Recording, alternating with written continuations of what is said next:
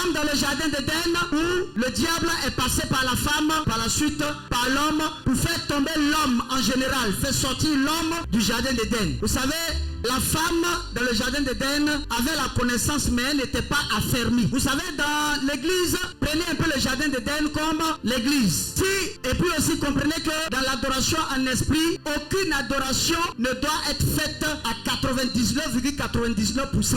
L'adoration soumise à Dieu doit se faire à 100% afin que chacun puisse exercer correctement. Regardez par exemple l'église comme le jardin d'Éden. Si on réduit la femme à l'esclavage, ça dit ça là, ça tu peux pas faire. Ça là, c'est nous les hommes seulement, notre poitrine. C'est notre poitrine là qui peut. C'est nous quand on marche avec une grosse voix. C'est là que Dieu se manifeste. Quand les femmes sont passées tout de suite là, c'est les femmes, vous avez vu, le Saint-Esprit s'est manifesté. Gloire à Dieu. Donc je veux dire que dans l'adoration soumise à Dieu, l'adoration soumise à Dieu se doit d'être faite à 100%. Si on écarte la femme de l'adoration soumise à Dieu, vous allez voir que la femme sera faible parce qu'elle ne va plus faire des recherches, elle ne va plus chercher, puisqu'on lui dit de ne pas enseigner. Quelqu'un qui n'enseigne pas ne va pas chercher à comprendre, parce que c'est quand on connaît qu'on enseigne. Donc puisque ces personnes-là diront aux femmes, laissez vos maris vous enseigner à la maison. Et si ton mari ne va pas à l'église, on fait comment? Ou alors toutes les femmes qui n'ont pas de mari, on fait quoi? Donc elles vont apprendre dans la ville, c'est ça?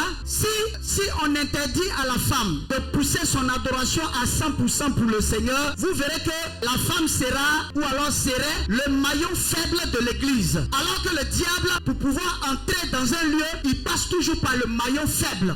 Et puis la nature a horreur du vide. Une femme, si vous lui interdisez de prêcher, si vous lui interdisez de parler de la part du Seigneur, bon, elle va critiquer dans l'église. C'est normal, non? Le diable va l'utiliser pour critiquer dans l'église. Le diable va l'utiliser pour les calomnies. Le diable va l'utiliser pour détruire l'église, pour entrer dans l'église. Parce que vous savez, quand dans une église, il y a un maillon faible, c'est par ces maillons faibles-là, le diable passera toujours. Donc, la femme serait la porte d'entrée pour la destruction certaine de l'église. Et vous verrez que dans les différentes églises, quand on parle de critique, on voit qui? Quand on parle de calomnie, on voit qui? Quand on parle de palabre, on voit qui? Voilà. Donc, si vous interdisez à la femme de rendre ministère, de chercher à se cultiver pour mieux marcher selon la parole de Dieu, le diable passera par la femme pour détruire l'église.